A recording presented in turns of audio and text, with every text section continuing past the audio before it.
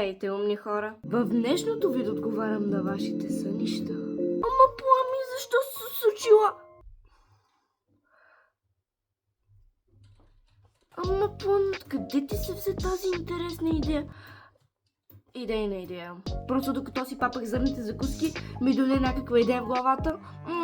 Аре да накарам хората да си разказват сънищата в коментарите. И аз да им отговарям. И аз да им реагирам във видео. Но обаче не очаквах чак толкова много коментари. В смисъл буквално имам 80 коментара. На 80 човека. 80 различни сънища. 80 различни реакции. И няма как това да направя в TikTok, защото в TikTok ще трябва да отговоря на 5 коментара, сигурно. Даже и това ще е дълго. Нали, TikTok трябва по-кратко. Въпреки, че моите видеа в TikTok са по 2 минути, ама това е друга тема. Обаче, затова реших да направя това видео. Сега сега съм говорила, да продължавам. Айде да започваме с първи коментар, който е от Диди. Ето коментарите. Сложих си очила, за да се чувствам по-умна. Диди пише: аз бях мъж, брат ми беше жена.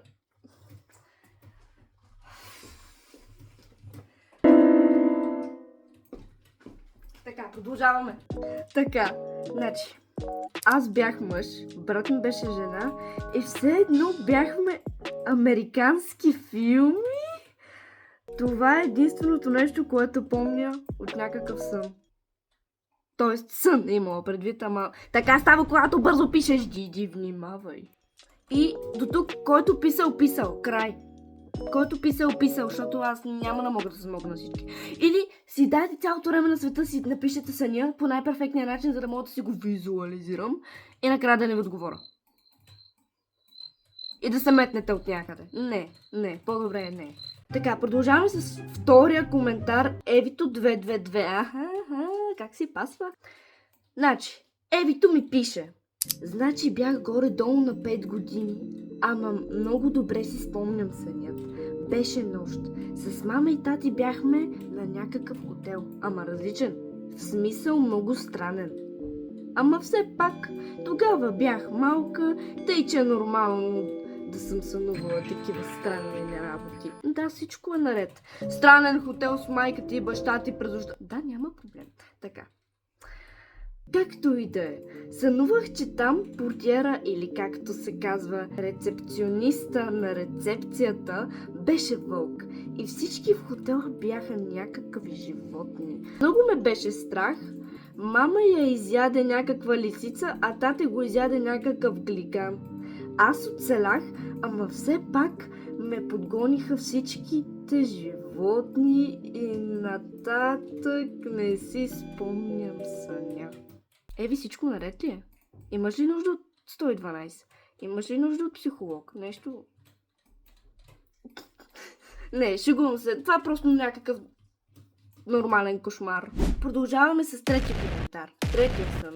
Третата реакция. Много ми дойде. Така. Мари ми пише: днеска сънувах, че си чупих телефона зверски и стана на сол. И после падам от високо и се събудих. Ха-ха-ха.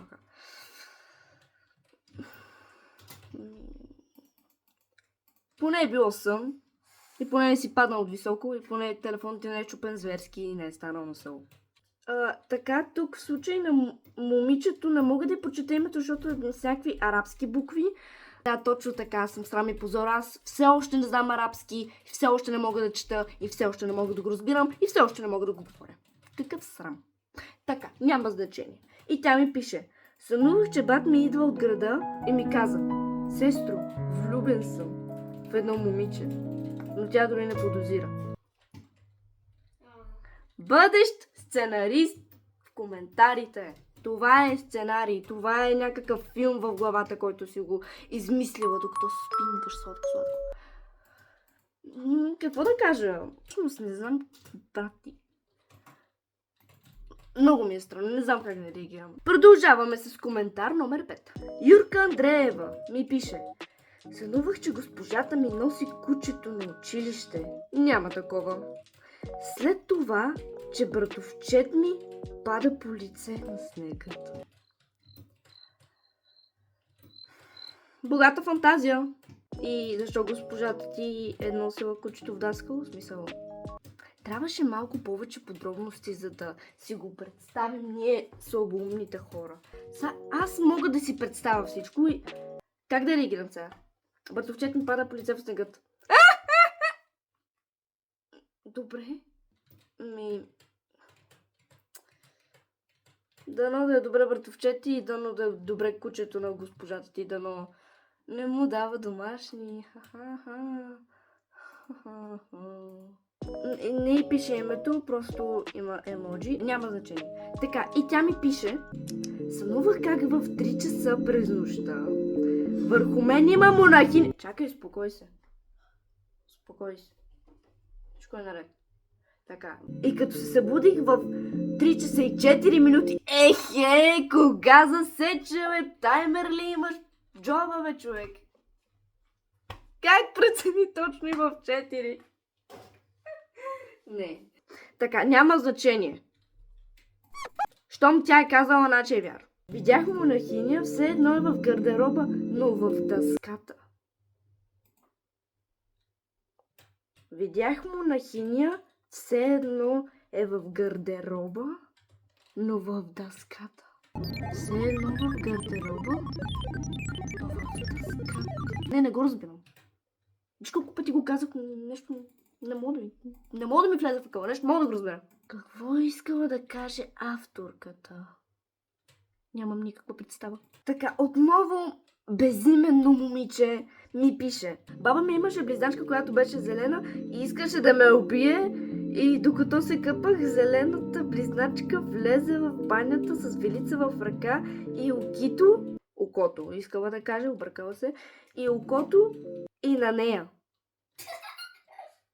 Чакай, пак не мога да разбера. Хора, като пишете изречение, мислете какво пишете. Или може би това просто е сънят. Просто е бил объркан. И тя го пише разбъркано, за да ме обърка мене. И да сме объркани всички. Може би е това. Не, наистина, не мога да разбера смисъла. Или аз съм тъпа, или какво се случва. Брат ми се смее там отстрани. Така, значи, ето, отново го чета. Баба ми имаше близначка. До тук ясно. Която беше зелена. До тук още по-ясно, по незнайни причини. Просто е ясно, така. И искаше да ме убие. До тук ясно. И докато се къпах, зелената близначка влезе в банята с вилица в ръка. До тук добре. И тук сега идва мазаляка. С окото и на нея. Влезе в банята с окото и на... може би ти е такова наботснала окото и нейното око е наботснала.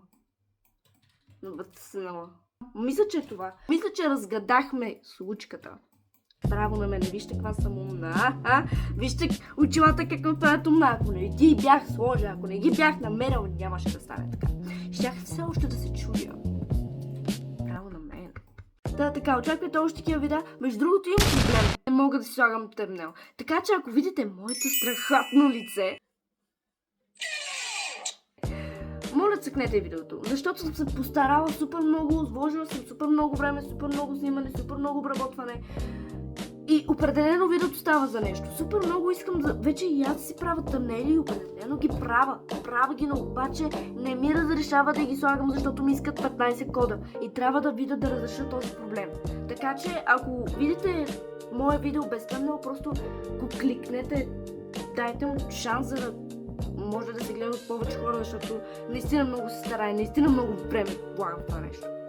Така, това беше от видеото. Наистина надявам се да ви е харесало, надявам се да сте се забавлявали и по-малко травмирали с онези монахини. Падам от 20-ти етаж.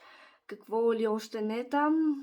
Имам някакви травми вече. И да, наистина, благодаря ви, че изгледахте видеото до край.